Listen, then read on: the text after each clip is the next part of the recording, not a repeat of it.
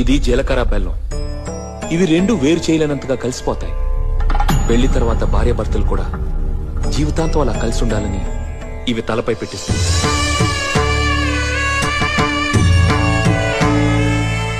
ఇది మంగళసూత్రం. మంగళం అంటే పవిత్రత, సూత్రం అంటే తాడు. ఇది మెడలో పడగానే పెళ్లి అగ్ని కంటే పవిత్రం అవుతుంది. పుట్టింటికెళ్తే అత్తారింటిని, అత్తారింటికెళ్తే పుట్టింటిని మర్చిపోకూడదనే రెండు బొట్లున్న తాళ్ళని మెడలో కట్టిస్తారు. తలంబ్రాలంటే తలపై నుండి రాలిపడేవి.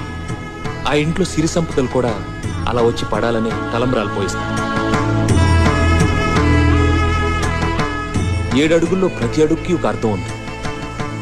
ఒకరి వెంట ఒకరు 7 అడుగులు నడిచి 6వ ప్రాణంగా 5వ తనాన్ని మూటగట్టుకొని 4 దిక్కుల సాక్షిగా 3 ముళ్ల బంధంతో 2 జీవితాలు ఒకటయ్యేదే పెళ్ళండి.